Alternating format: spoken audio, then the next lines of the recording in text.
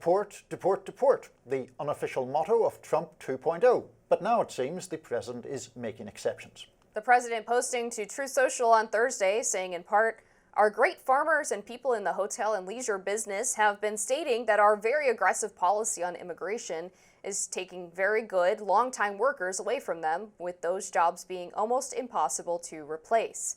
This is not good. We must protect our farmers, but get the criminals out of the USA. Changes are coming." California Governor Gavin Newsom sniped back at the president on X, quote, "Turns out, chasing hard-working people through ranches and farms and snatching women and children off the streets is not good policy." Midas Touch editor-in-chief Ron Filipkowski also jumped in, speculating that the policy scale back meant that Taco Trump received frantic phone calls from some of his rich friends who employ migrants. The president's promised changes didn't seem to go over well with MAGA world, however. Host and columnist at The Blaze, Aaron McIntyre, saying this of the president's announcement: "Garbage. Fine those that employ illegal aliens, arrest those that continue. That's what you were elected to do." And right-wing commentator Matt Walsh going a step further, quote, "Employers who knowingly rely on illegal immigrant labor should be in prison. Instead, we're going to back off of immigration enforcement for their sake. Hell no, we can't tolerate this." Interesting topic because of the way it crosses, not exactly crosses party lines, but it's obviously caused some turmoil on the right. To me, this is again one of those issues in relation to immigration where the sloganeering big statements meet more complicated realities. And you can, of course, argue, as Trump has done and as people like Stephen Miller have done, that all people who are here illegally should be deported.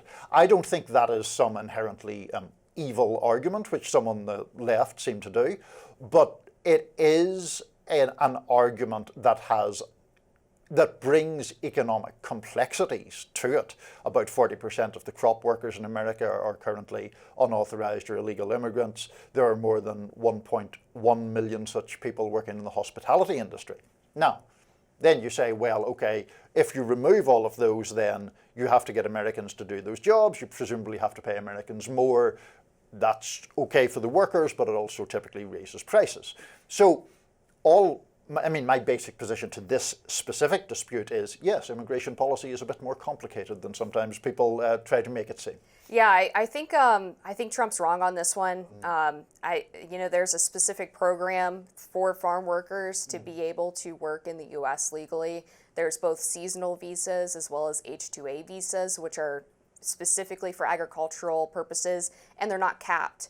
But one of the reasons why a lot of farms don't use them is because they have a lot of labor protections, and the workers on H-2A visas tend to make more money, surprise, surprise, on average $12 an hour compared to the federal minimum wage of $7.25.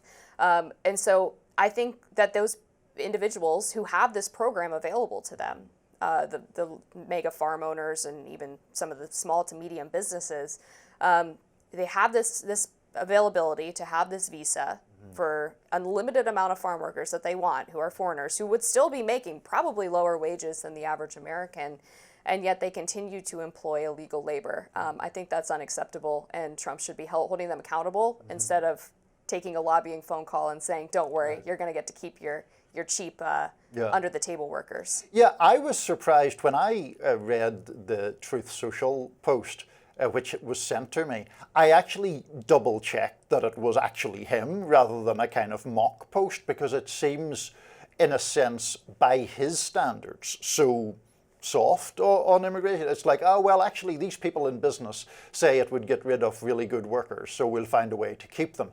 There is, I think, obviously an argument to be made, one that I would agree with, that if you're talking about deporting people, you should, of course, prioritize people who have a proven criminal record, particularly if it involves violence. I think that is just a kind of statement of the obvious, really.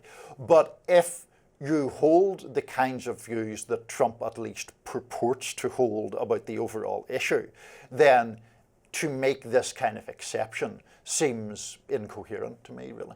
Yeah, no, I agree. I mean, I do think that he believes in prioritizing the criminals first, and then if the non-criminal, well, I mean, I would still describe them as criminal because they immigrated illegally, but ones who don't have prior convictions of other crimes could be caught up while the criminal raids are happening, essentially.